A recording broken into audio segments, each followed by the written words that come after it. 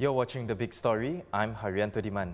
This is the last time we're coming to you at 5:30 p.m. Stay tuned till the end where we will tell you more. Now on to the news. 85,000 land and air passengers were affected by last month's trial for an immigration clearance system upgrade. It also resulted in 21 passengers missing their flights. Responding in Parliament to questions by several MPs, Minister of State for Home Affairs Muhammad Faishal Ibrahim says that the trial was aborted immediately after the storage systems were overloaded. Immigration clearance at the airport's departure halls was significantly impacted. Travellers were redirected to manual counters for immigration clearance. They helped identify travellers whose flights were departing soon so that their departure clearance could be prioritized. Public announcements were also made to appeal for such travellers to step forward. During the disruption, about 30,000 passengers on 113 departure flights and 111 arrival flights cleared immigration. Despite the measures taken by ICA and CAG, 21 out of the 30,000 cleared passengers missed their flights at Terminal 4. These travellers were subsequently offered to rebook on alternative flights within a week at no extra cost. Of the 21 passengers who had missed their flights, 11 passengers rebooked their flights and departed on the same day. 4 passengers rebooked their flights and departed the next day, while another 2 passengers departed by land and 2 passengers remain in Singapore. Another 55,000 travellers who passed through the 2 land checkpoints at Woodlands and Tuas were affected. Prof. Faishal revealed that the disruption was worse than expected and lasted for about 4.5 hours.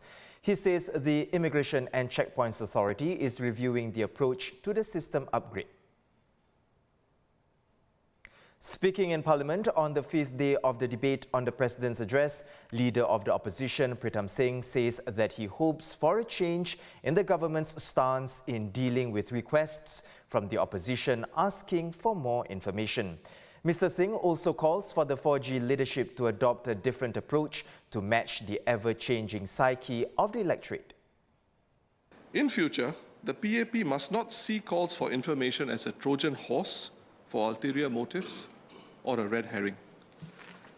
When there are requests for detailed figures, the PAP must not turn defensive in response to the parliamentary opposition of the day, playing its role, checking the government of the day.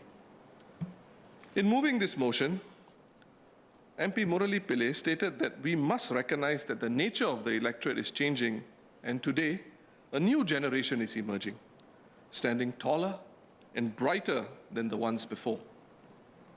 He also said, and I quote, "People's psyche will change. People's psyche will change. And as they do, the government must change to a degree and at a speed unprecedented," unquote. Likewise, the interventions of the opposition in this House, the questions it asks, and the proposals it advances must reflect this new psyche.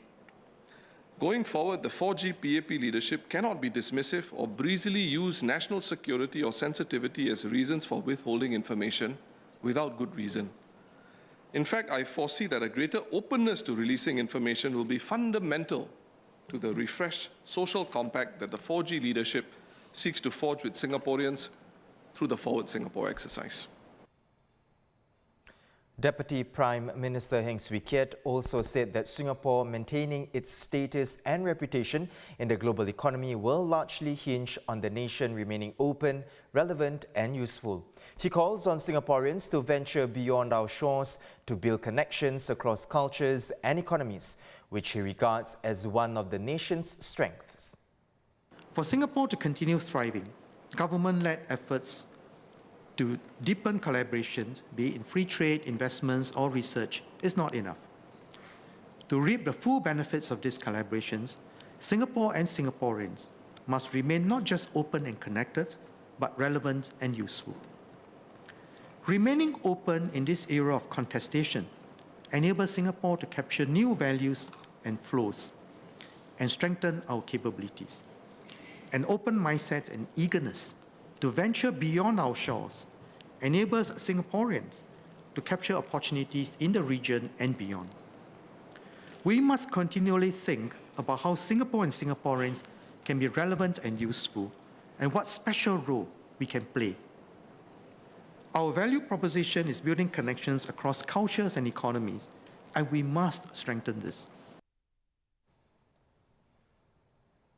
Mr. Heng also addressed issues that arise from friction between citizens, new citizens, permanent residents and work pass holders. He says the government is looking at tweaking policies and frameworks to tackle these issues. A record-smashing heatwave has been scorching South and Southeast Asia. Climatologists and scientists say this is just the start of a long dry spell that will likely be worsened by the El Niño weather phenomenon that is forecasted to hit later this year. They warn Asia will have to brace itself for even warmer days ahead. The heatwave in India is so hot that residents there can't even cook eggs under the sun, as a man in West Bengal proved. The state, like many others across India, has been recording day temperatures surpassing 40 degrees Celsius, according to media reports.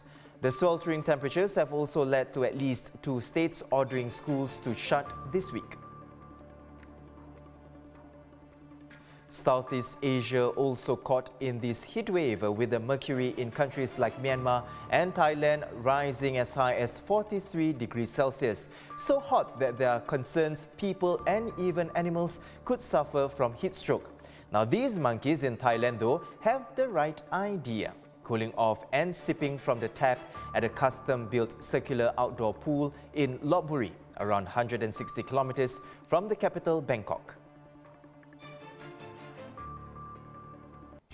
And to celebrate the upcoming Hari Raya PUASA and Labor Day holidays, the ISTANA will open its doors to the public on May 1st. The open house will last from 8:30 in the morning to 6 in the evening.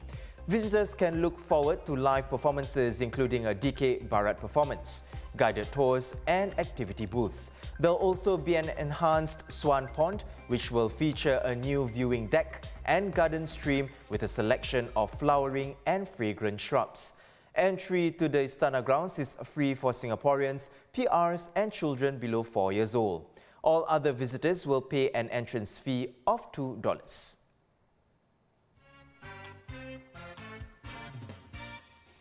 And with that, we'd like to wish all our Muslim viewers Selamat Hari Raya.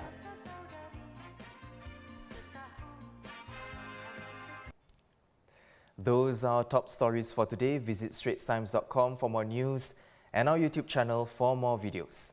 I'm Haryanto Diman, and as mentioned earlier, before we go, there's a special announcement from all of us here at The Big Story that we'd like to make.